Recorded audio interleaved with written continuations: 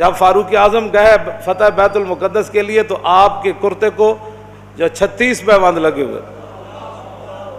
ظاہر بات ہے جب کیسر و کسرا بھی فتح ہوئے تو اوپر بیٹھنے والے حکمران نے جو کرتا پہنا ہوا تھا اس کو پیوند لگے ہوئے تھے، اور ایک ہی سواری لے کر مدینہ منورہ سے چلے اور اپنے غلام کو فرمایا کہ بھائی بیت المال کی سواری ہے تو دو تو ہم لے نہیں سکتے تیرے لیے علیحدہ، ہاں یہ ہو سکتا ہے کہ میں تجھے سوار کر کے پیدل خود چلوں گا،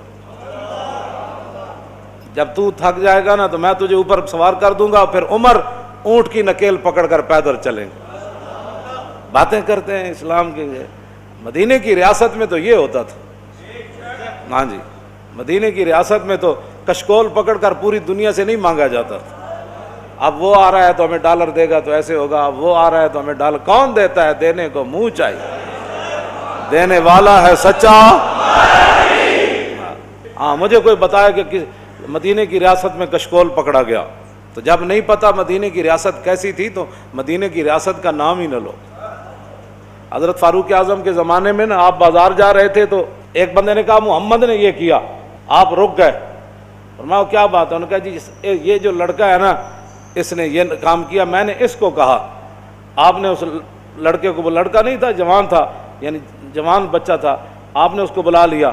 آپ نے فرمایا آئندہ عمر کے کان یہ نہیں سن سکتے کہ حضور کا نام آئے کہ محمد اور پھر آگے کوئی یہ کہے کہ اس نے یہ کیا، یا اپنا نام بدل یا اپنا کردار بدل. عمر یہ نہیں سن سکتا یہ بات یہ ہے کہ جب آپ اس طرح کی باتیں کرتے ہیں تو آپ کیا سمجھتے ہیں کہ ہم نے دین نہیں پڑھا ہوا؟ لیکن اتنا ضرور پڑھا ہوا ہے کہ رسول اللہ صلی اللہ علیہ وسلم نے 10 سال حضور نے خود کیسے حکومت فرمائی. کیوں جی؟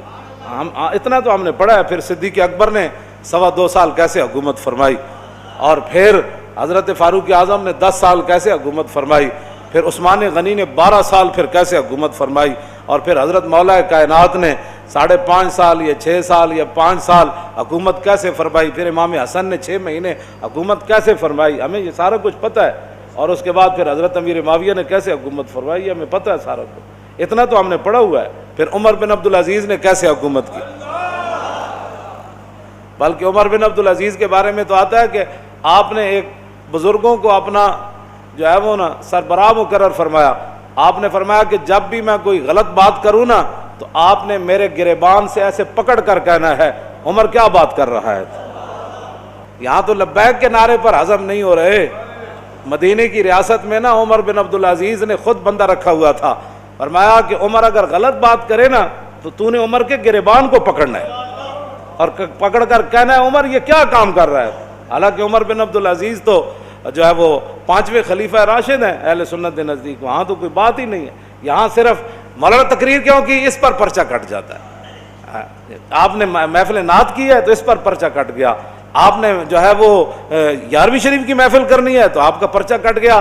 آپ نے اب اپنے ابا جان کا کل کرنا ہے تو سپیکر کی آواز باہر چلی گئی. تو یہ بھی کوئی باتیں ہیں جو تم کر رہے ہو.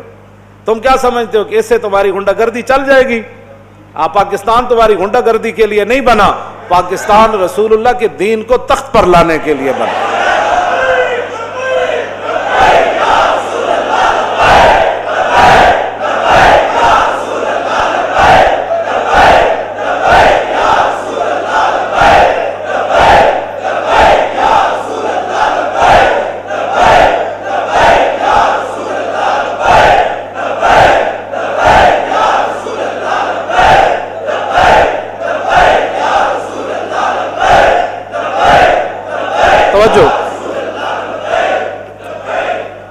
توجہ.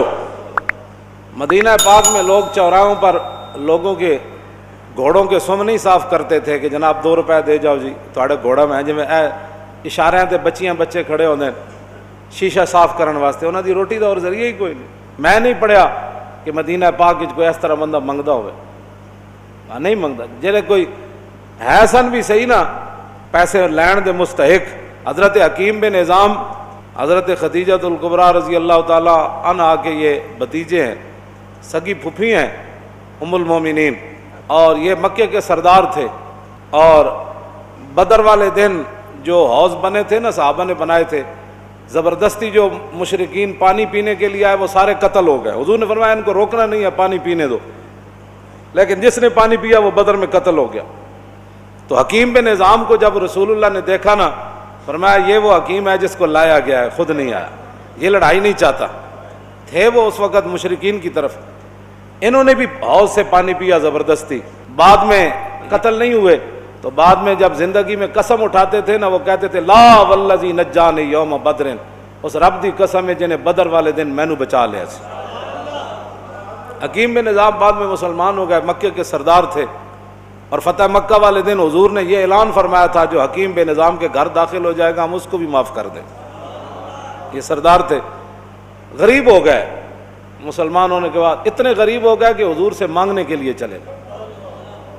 لوگاں دین نو بنایا ہوا کھان پین دا ڈھنگ، جے دکان چل جائے تو پھر سبحان اللہ، جے کاروبار چل جائے پھر سبحان اللہ. اسلام کی کیا بات.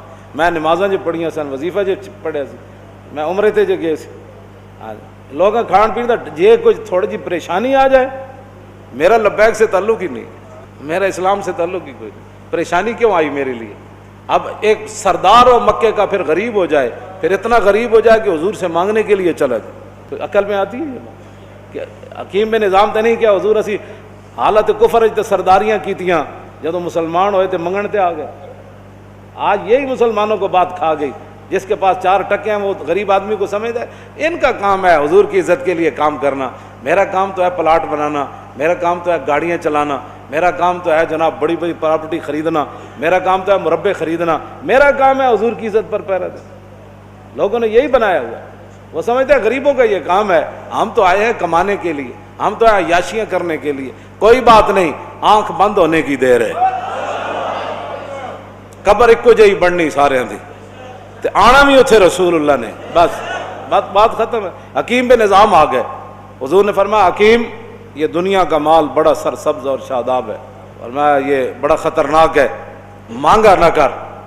کہنے لگا حضور بس اب بات ختم ہو گئی.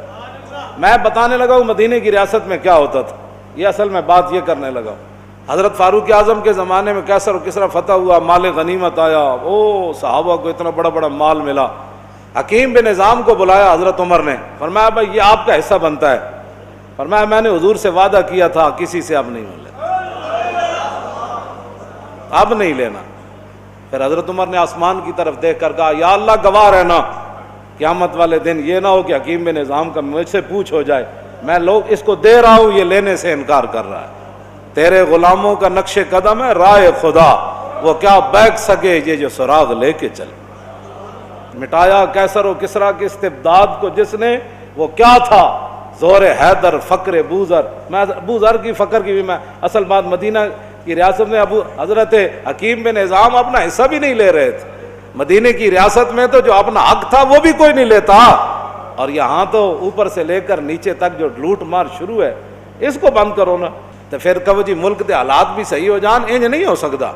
ملک دے حالات اس ویلے صحیح ہون گے جد عمر بن عبدالعزیز دی طرح جدو بیمار ہوئے تے انہاں دے جڑے سالے سن وہ ملن آئے تو اپنی ہمشیرہ نو کہنے لگے، وہ بادشاہ دے بیٹے سن، آپ دی بیوی بھی بادشاہ دی دھی سی، اپنی ہمشیرہ نو علیحدہ کر کے کیا کہ ساری دنیا ملن آ رہی بھی ماز پرسی کا رستے عمر بن عبدالعزیز نو تے کم از کم دے کپڑے تو بدل دے، سارے وزیر مشیر آ رہے نے ملن. تے آپ دی بیوی نے اپنے برا نو کیا کہ کتھوں بدلاں، ایک کو تے سوٹ ہے. جس ویلے حکمران ایک کو سوٹ پاوے نا تے وزیر مشیر بھی ملن آ رہے عمن، کیوں جی؟ تو پھر 8 صوبے میں جو زکوٰۃ پھر واپس آندی، پھر 8 صوبے جو زکوٰۃ عمر بن عبدالعزیز دے زمانے زکوٰۃ لین والا کوئی نہیں سی، 8 صوبے دے گورنر نے لکھ دیتا ہے تے زکوٰۃ لین والا ہی کوئی نہیں. تے جس ویلے ہر بندہ عیاش ہوئے، ہر بندہ جناب 20 قسم دے کھانے کھان والا ہوئے، ہر بندہ دوسرے دے مال تے نظر رکھنا ہوئے. جی تو فرینڈز آپ یہ ویڈیو دیکھ رہے تھے مولانا خادم حسین رضوی صاحب کی، جس میں انہوں نے پاکستانی حکمرانوں کو غنڈہ گرد کا اور ان کے لیے ایک پیغام دیا اور اپنی قوم کے لیے بھی پیغام دیا. امید ہے کہ اس ویڈیو سے آپ کو بہت کچھ سیکھنے کو ملا ہوگا. اور ہاں، اگر آپ نے ابھی تک میرے چینل کو سبسکرائب نہیں کیا تو اسے جلدی سے سبسکرائب کر لیجئے اور بیل کے آئیکن کو ضرور کلک کیجئے گا تاکہ ہر آنے والی نئی ویڈیو آپ تک پہنچ سکے. بہت شکریہ.